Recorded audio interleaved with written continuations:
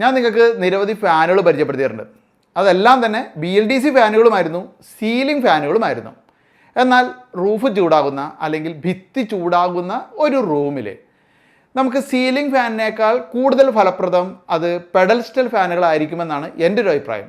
കാരണം എന്ന് വെച്ച് കഴിഞ്ഞാൽ ഈ റൂഫ് ചൂടായിട്ട് അവിടെ നിന്നുള്ള ചൂട് നമ്മുടെ മുഖത്തേക്ക് വലിച്ചെടുത്ത് തരികയാണ് സാധാരണയായിട്ട് സീലിംഗ് ഫാനുകൾ ചെയ്യുന്നത്. ഇനി ഭിത്തി ചൂടായാലും ആ ഒരു ഭിത്തിയുടെ ചൂട് നമ്മുടെ മുഖത്തേക്ക് വരും അല്ലേ.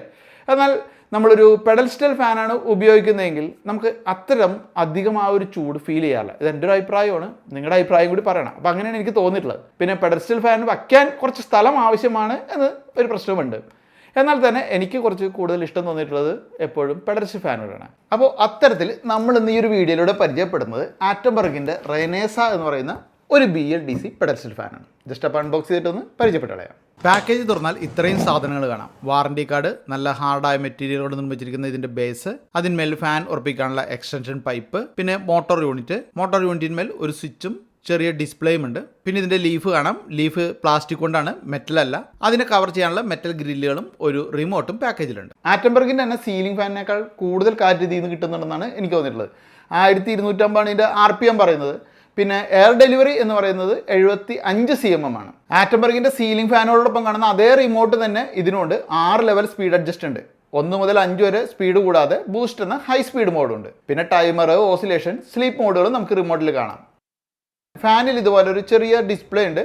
നമ്മളിത് ഓപ്പറേറ്റ് ചെയ്യുന്ന സമയത്ത് അവിടെ ഡിസ്പ്ലേയിൽ അതൊക്കെ കാണാൻ സാധിക്കും. ഇതിൻ്റെ ശബ്ദം മറ്റുള്ള സാധാരണയായിട്ടുള്ള പെഡൽ സ്റ്റൈൽ ഫാനുകളേക്കാൾ കുറവായിരിക്കുമെന്നാണ് കമ്പനി പറയുന്നത്.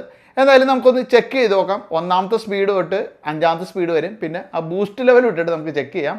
അപ്പോൾ ആ ഒരു സമയത്ത് നിങ്ങൾ എന്തായാലും ഇയർഫോൺ ഉപയോഗിച്ചിട്ട് ശബ്ദം ഒന്ന് ചെക്ക് ചെയ്യുക. അപ്പോൾ നമ്മൾ ഫസ്റ്റ് 1ാമത്തെ സ്പീഡിൽ വർക്ക് ചെയ്യുകയാണ്.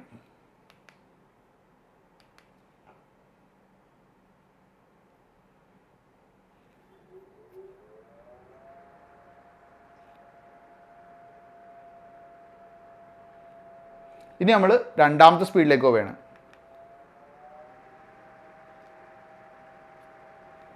ഇനി 3,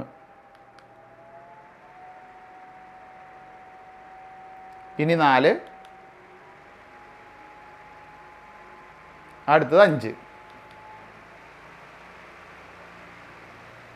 ഇനി ഇതിൻ്റെ ഹൈ സ്പീഡ്, അതായത് ബൂസ്റ്റ് മോഡ് ഓൺ ആക്കിയാണ്.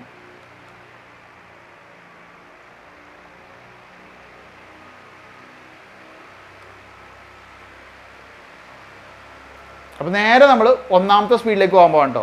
ആ ശബ്ദത്തിൻ്റെ വ്യത്യാസം നിങ്ങൾക്ക് കറക്റ്റായിട്ട് അറിയാനാ.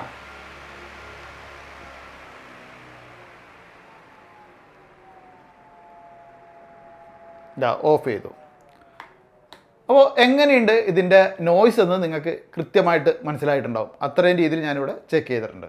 BLDC സീലിംഗ് ഫാനുകൾ പോലെ തന്നെ ഇതും പരമാവധി 35 വാട്ട് വൈദ്യുതിയെ ഉപയോഗിക്കുകയുള്ളൂ. 4099 രൂപയാണ് ഇതിന് വില വരുന്നത്. 1 വർഷം കമ്പനി നോർമലായിട്ടുള്ള വാറണ്ടി നൽകുന്നുണ്ട്. പിന്നെ അവരുടെ വെബ്സൈറ്റിൽ നിങ്ങൾ രജിസ്റ്റർ ചെയ്താൽ 1 വർഷം അഡീഷണൽ വാറണ്ടി ലഭിക്കും. അങ്ങനെ ടോട്ടൽ 2 വർഷം. പിന്നെ ഇത് ഉപയോഗിച്ചപ്പോൾ എനിക്കൊരു ന്യൂനത തോന്നിയത് എന്താണെന്ന് വെച്ച് കഴിഞ്ഞാൽ ഇതിൻ്റെ ഹൈറ്റ് നമുക്ക് അഡ്ജസ്റ്റ് ചെയ്യാൻ പറ്റില്ല. ഈ ഒരു ഹൈറ്റ് തന്നെ എപ്പോഴും ഫിക്സഡ് ആയിരിക്കും. അപ്പോൾ അത് മാത്രമാണ് എനിക്കൊരു ന്യൂനത തോന്നിയത്.